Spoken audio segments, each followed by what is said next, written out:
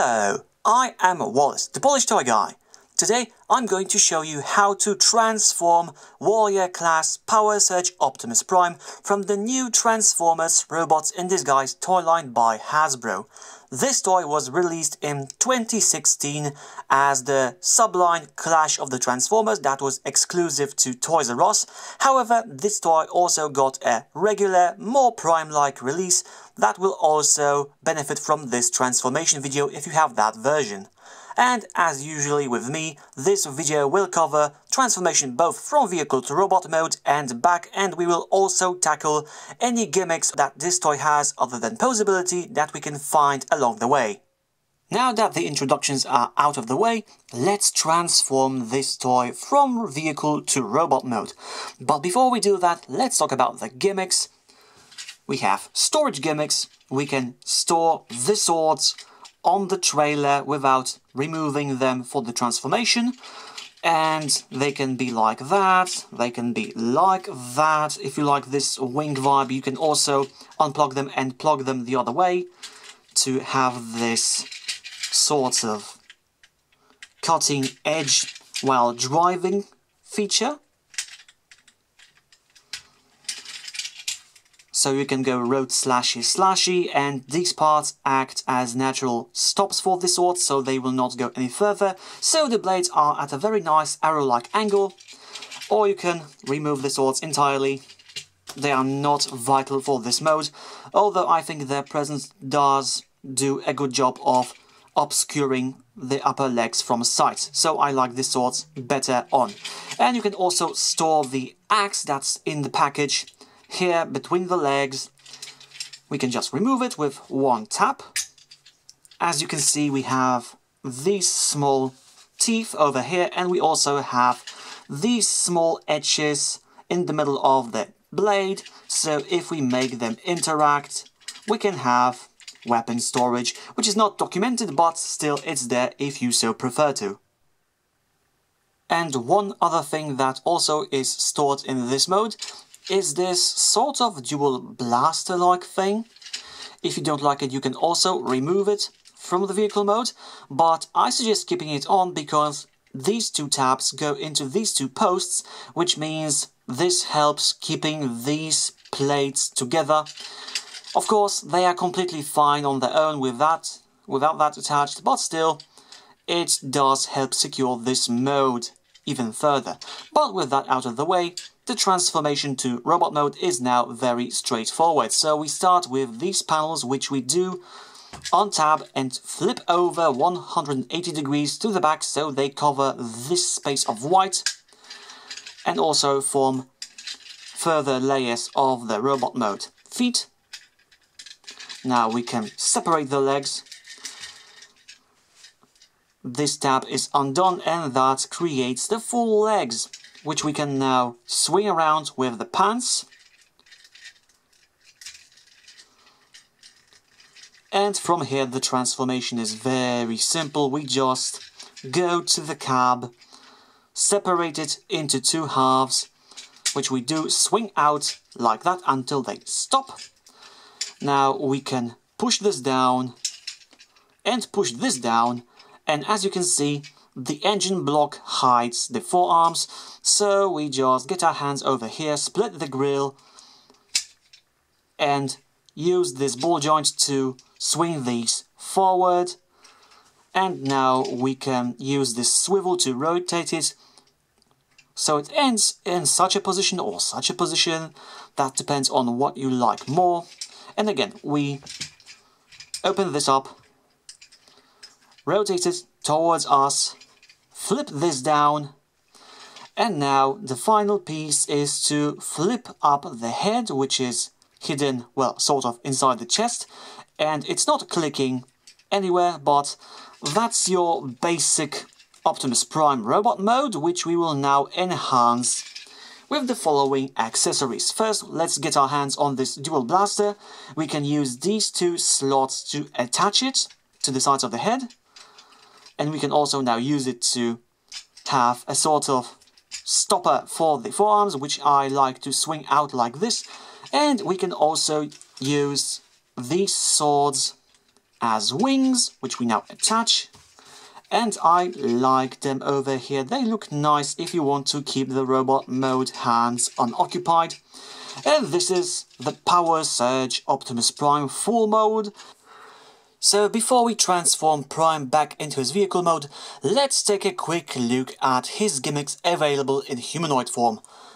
We've already seen how the wings form, but there's one really cool thing that you can do without actually doing anything to the figure itself. You see, all of this is made from clear plastic, so it channels light really well. So if you have a sufficient source of light, you can put it behind Prime and illuminate him. And that looks really cool. It's more of a visual gimmick, but I really like this, especially in low-lit rooms. But other than that, you can of course arm Prime up using these wings. If you don't like them on the back, you can just remove them. And using the fact that these hands are compatible with weapons with 5mm handles, arm him to make him a dual sword wielder. And I really like this configuration because I have a soft spot for dual swords. So this looks really cool. But you can actually make one of these swords a super sword if you don't like these double blasters wrapped around Prime's head. You can instead wrap them around one of the swords. So what you do is that you use the fact that we have this cutout in the middle, as well as these two small cutouts inside of this. They are not all that visible because of the plastic. However, these do wrap around these side connections and this little tab. So if you connect them, you can get a sort of blaster sword, if that's what you like. And of course, you can still use Prime's battle axe and put it in his hand as well. But if you want to keep it, but just maybe not in use, you can store it on the leg using this hook that will thread through this gap between the handle and the blade. So you just push one here like this, and it's not a super steady connection, but still it can be used to keep the axe ready. And because there's a 5mm hole in the axe, you can also combine it with other weapons to create either something silly or something really cool depending on the weapon you have at hand. And now that all of the gimmicks were showcased, I will transform Prime back into his vehicle mode while keeping the full Power Surge mode parts on, because they do not hinder the transformation and I think they actually make the vehicle mode a bit more complete. So first we want to do is to remove the double blaster, and now we can transform the arms so we can swing them forward, and now bend the elbows. Now we swing back the arm guards and we rotate the forearms outwards, and we want to make this small tab inside the guard to go inside the fist.